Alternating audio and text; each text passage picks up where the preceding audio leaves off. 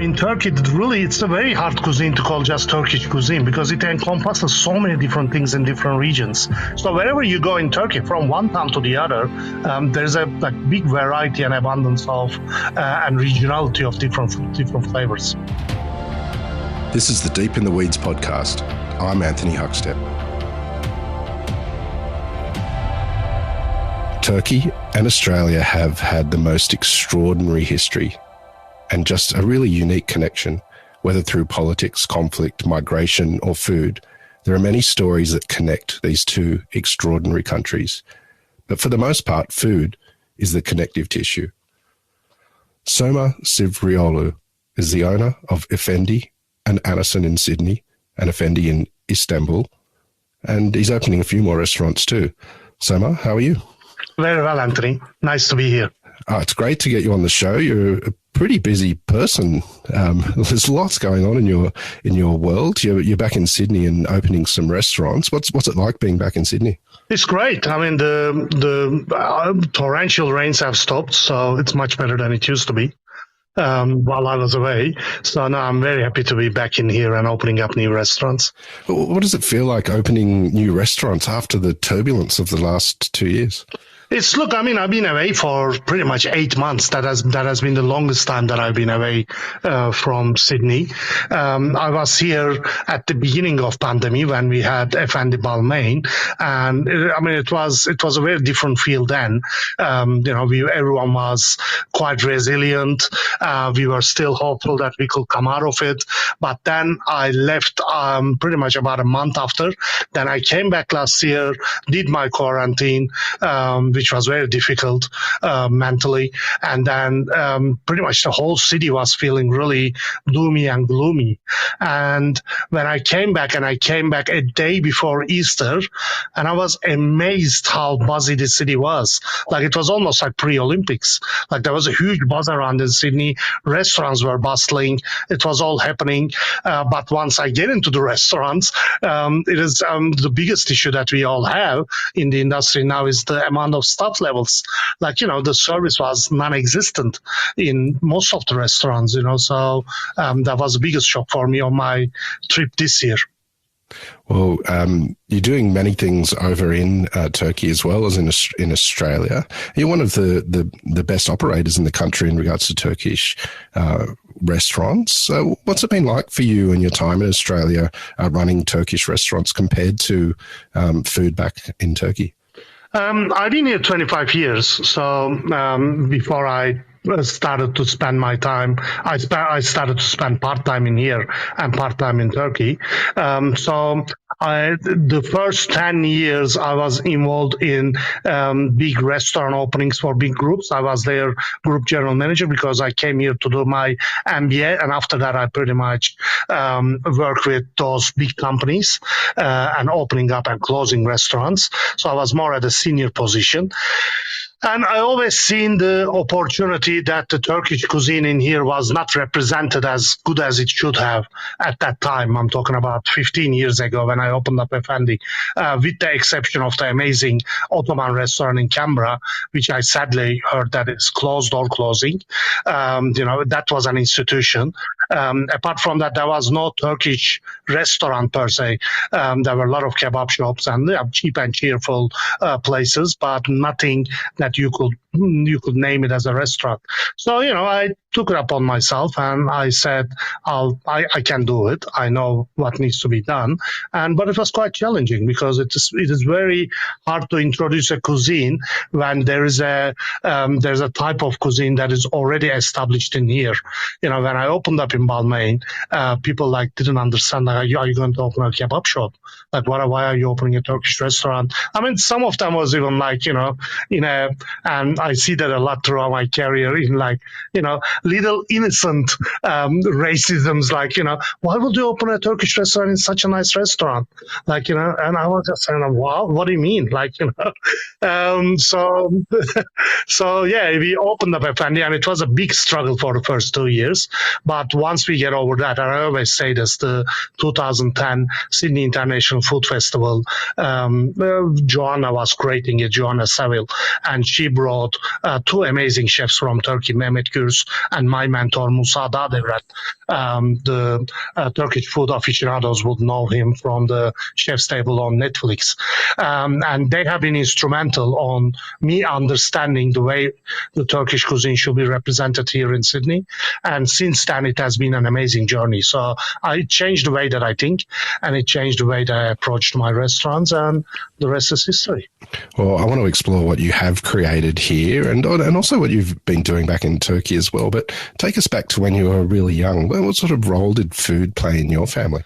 I lived in one of the most, the last remaining multicultural communities in Turkey. I'm born and raised in Kadıköy on the Anatolian part of Istanbul, where we had lots of Armenian, Greek, and Jewish families living in the suburb, because it was predominantly those minorities living in there, and then the Turks moved in there into that suburb. So it was very colorful. It was delightful. I was quite lucky to have the taste of those cultures, and slowly, unfortunately, they started to leave the country, and it became such a monoculture even in that area. But I was very lucky when I was a child that I could pretty much just play and eat on the street and at neighbors' houses, feeding on delicious food. Do you have any stories of feasts within the family and the sort of food that you sort of enjoyed when you were young? Yeah, I mean, it's in around mid-70s when Turkey was opening up to Europe. It was getting quite modern, and my grandma, she was pretty much the first significance of food for me was about how it brings everyone onto the table, and how much of a connection it is. I had two uncles and my mom, which they were quite, they were very busy. My uncles were doctors, and my mom was, she's always been a le bon vivant, living the life, bit of a hippie, but they would all come to the table and they would discuss, daily events, politics. They all had different stands on life, but my grandma's cooking was what brought them all together. What spawned the sort of move to become a chef and head down that path for you? My mom opened up, she's one of the first Turkish female chefs to open up a meyhane, which we are now quite familiar with the term in here. So it's a mezabar, Turkish mezabar, or a Turkish tavern. And she was one of the first female chefs that opened it.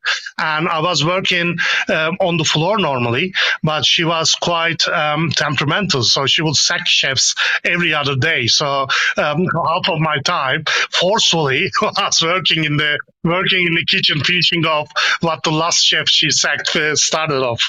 So I worked with so many chefs within 2 years, probably more than 20, 30 different chefs. Tell us about the move to Australia. Were you surprised by the culinary scene here when you first arrived?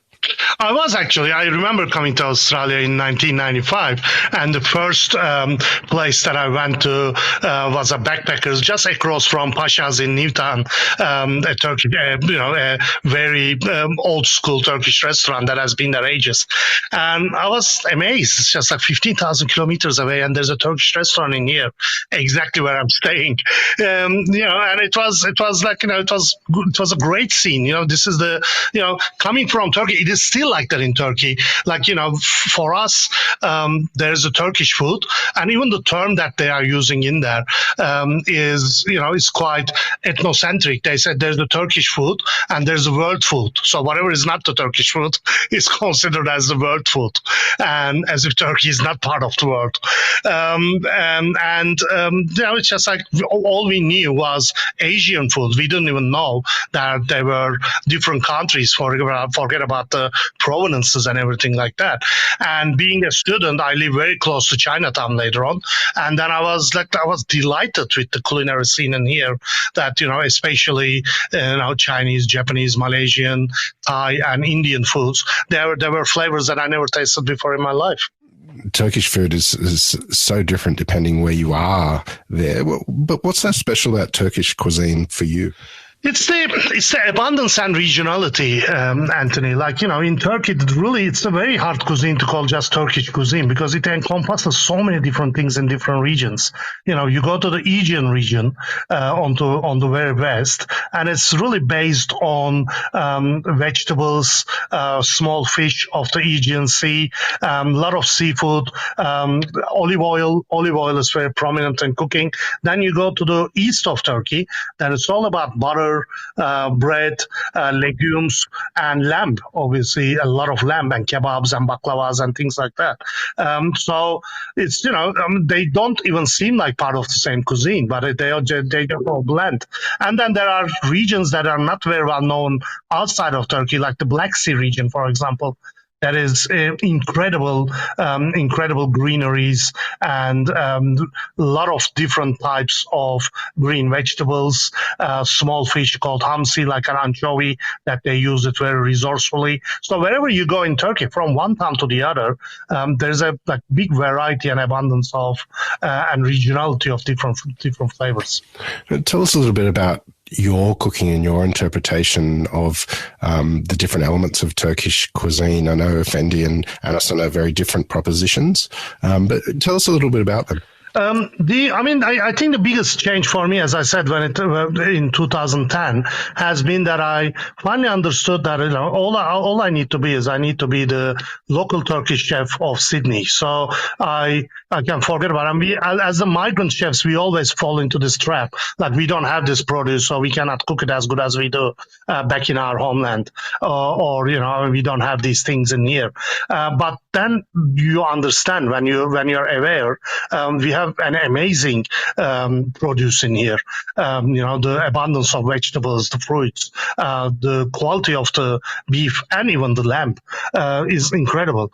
So you can really cook your style, just pretty much just treating this is my local scene, this is my local market. So I will still cook everything the way that I cook, which is Turkish style, but using the flavors of here. So in Efendy, being my first restaurant, I was trying to, just stay as close to my roots as I can, and representing a Turkish cuisine that we are more familiar in Australia with, charcoal barbecues, like nice wood oven cooked breads and mezes and things like that. And when we moved to Anason, being just on the water, I said, this is the best place to pretty much cook what I'm used to eating on the Bosphorus on Istanbul, with a glass of rakı or Turkish wines that are not very well known in here, which has nothing to do with kebabs. It's all about, seafood, vegetables, small plates, sharing, things that can stay on the table long enough, because a Turkish table, like, you don't have 6:30, 8:30 bookings in Turkey. If someone comes in whenever they want to come, when you book in a restaurant, you just book in for the night. So you go there 7, 8 o'clock and you leave midnight. So the food needs to reflect that. It stays on the table, so they're not there just to finish. So we don't have the French method of entree and desserts. Like, everything stays on the table, and it's just a conversation, abundance of food, variety of the food that we share on the table. And that's what we represent in Anason. And now with the new restaurants, with Maydanoz, we are doing more vegetable-driven. We are trying to introduce more vegetable-driven cuisine of Turkey, which is more like the Aegean cuisine. So it's really vegetable-driven. It's not a vegetarian restaurant, but the meat is taking a secondary place to the vegetable and produce of the region. Is that something that you wouldn't necessarily have done 5 to 10 years ago? Do you think that the culinary landscape has changed enough to push into that direction? I will definitely not do anything like that 10 years ago. Being a migrant it's a different philosophy. When you immigrate to a new country, the first thing that first urge you have is to fit in. I wasn't born in here. I came from Turkey when I was 25, so I was an outsider, and I had to fit into the culture. It was a very welcoming culture, but still, there's a dominant culture especially in the food scene. So what I was doing was I was pretty much just trying to fit into whatever was the culinary scene when I opened Efendy. So I was quite timid on expressing myself.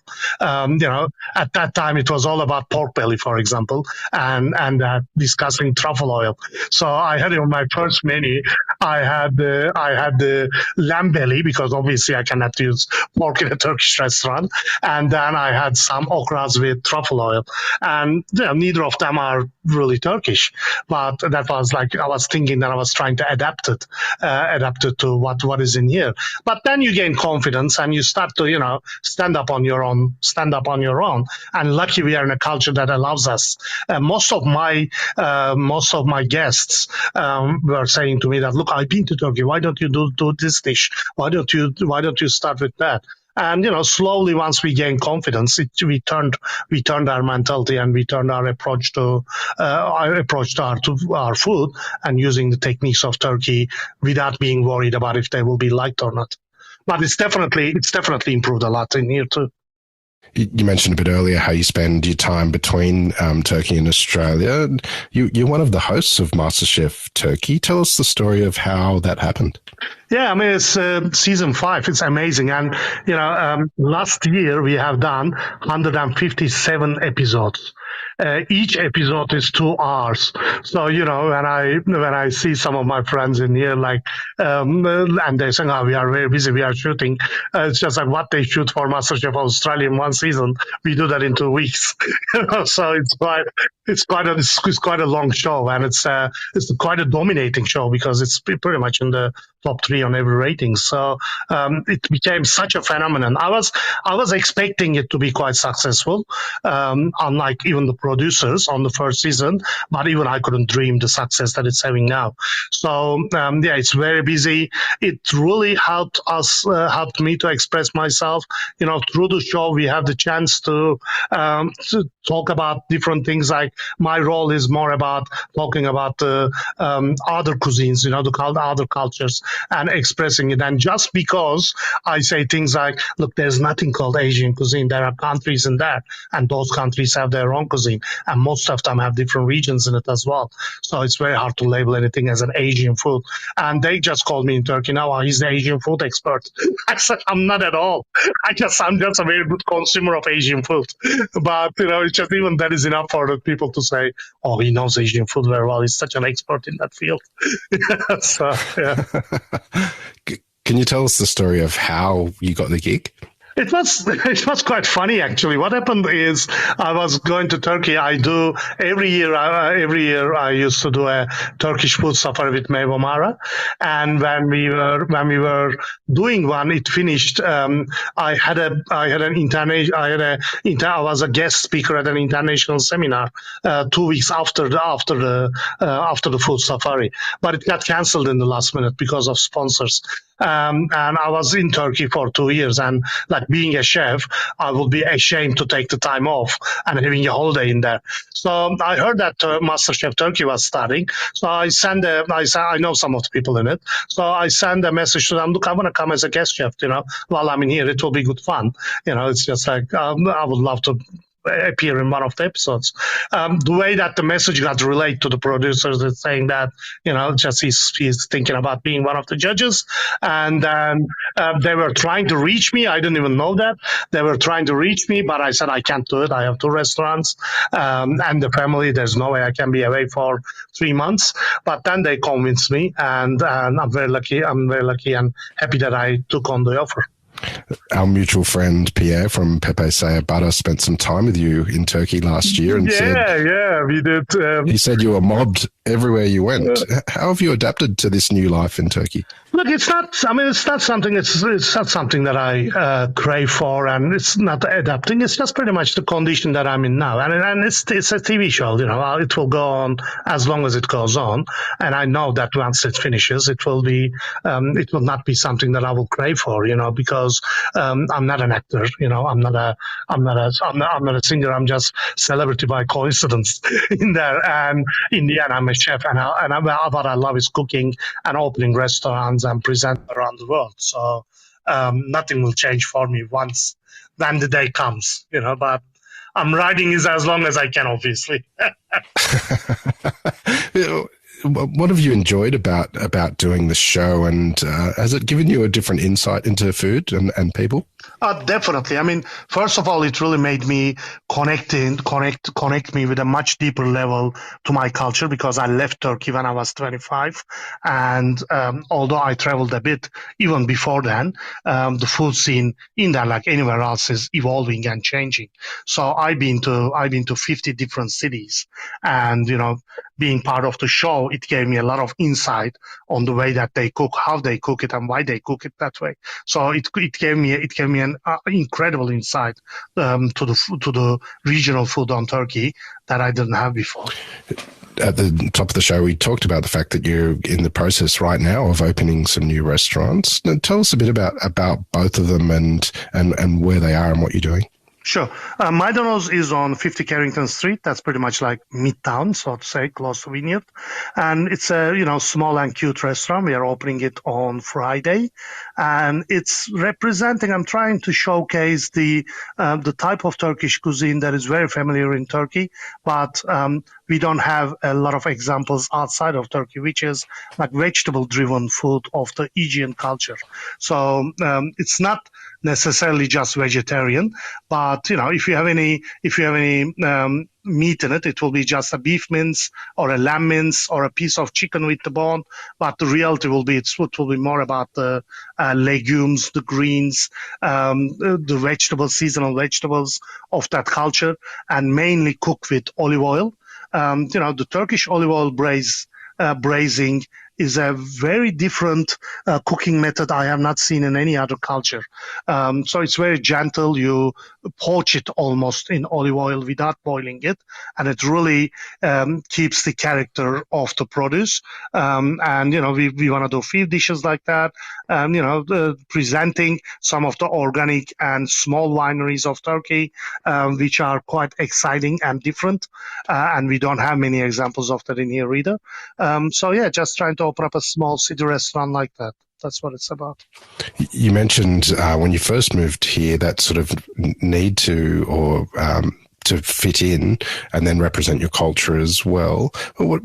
How do you see the culinary landscape and life for a migrant now in Australia, sort of 25 years on from when you first arrived? Look, I mean, it's just pretty much everything that we are going through. Most of my chef friend sets are Italians, probably because culturally we are close together. So when I speak to them, he was like, for example, Danny Russo is a great friend of mine. And, everything that they went through 20 years ago, we are going through as Turkish chefs, for example. So it's just the waves that are coming, then there's more migration, than a certain type of the culture is changing. Italians said that, Chinese said that before that. Now I think it's more the Turkish, Greek, and other communities that are not as been in Australia, that have not been in Australia as long, are starting to shine and showcase their own cuisine. It's quite open. I think I lived in America for a year, and I lived in London for 6 months. And both being capitals of culinary cultures, like international culinary cultures, Australia is the most open-minded, because in here we don't really say do it the way that I like it. Like, we are very respectful of people doing their own style. But also, obviously, it is still hard for immigrants to make into the industry. It takes a bit long, but it's a reality of life, really. My experience has always been the cultures that do not have a culinary dominance, like France, Italy, to a certain extent, Turkey. The immigrant cuisines flourish in those regions a lot more than, for example, like in France or Italy or in Turkey.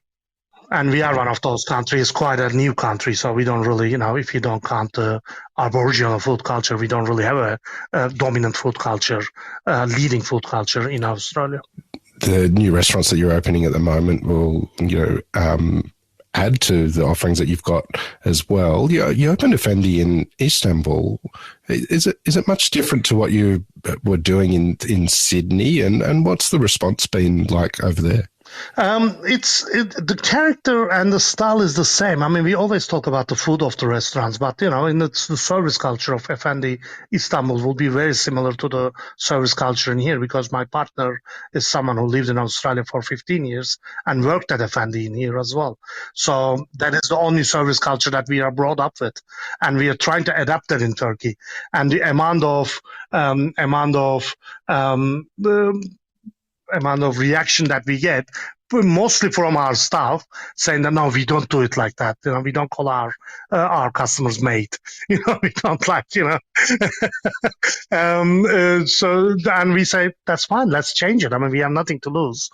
People are liking it. I mean, they know that it's quite different than most of the restaurants in that. So we are doing things quite differently, and it is probably the closest restaurant that you can find in Sydney or in Australia to our culture. But obviously the food is showcasing the many varieties of Turkish cuisine.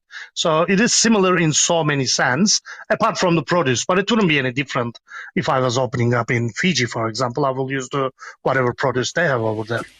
You've built the most incredible career of influence in Australia and in Turkey. Well, what do you love about what you do? At the moment, I love being in limbo. I mean, sometimes it's real tiring, because I wake up and it just takes me 30 seconds to realize, okay, where am I now? Like, what am I doing now? Like, am I going to the studio or am I going down to Barangaroo? And so, it does get tiring, but I like it, because, I see that I'm quite lucky, because I work really hard, but I see the results of it. Finally, I start to see the results of it. So I'm really enjoying it. And I really enjoy not being held on by a dominant culture. Like, if I was a Turkish chef living only in Turkey, I see that, they are, if you look at in the culinary scene, and if you look at all the chefs in Turkey that are being talked about in the world, like Mehmet Gürs, Musa Dağdeviren, Maksut Aşkar, all the great chefs we have, Turkish chefs we have in here, like Ibi, like Coşkun in Melbourne, like Ismail in Melbourne before. None of them or none of us came from that culinary ranks of Turkey. That is quite limiting, and it gives us a great luxury that we can be more adventurous. We can play around with flavors, and we can adapt and do our things. So I really like that aspect of my life at the moment. Well, it's been an absolute honor to have you on Deep in the Weeds today. I know you're incredibly busy. It's been great being in here, because this has been your podcast has been my go-to when I'm in Turkey, to see what is happening in Australia, because it gives great insight and real stories about all our contemporaries in the industry. So I thank you for inviting me. Oh, that's amazing to hear. Please keep in touch, and we'll definitely have to catch up again soon. Thank you, Anthony. This is the Deep in the Weeds podcast. I'm Anthony Huckstep. Stay tuned as we take a deep dive into the lives of the incredible people who ply their trade in the food and hospitality sector. Special thanks to executive producer Rob Locke for making this all happen. Follow us on Instagram at Deep in the Weeds Podcast, or email us at podcast@deepintheweeds.com.au. Stay safe and be well.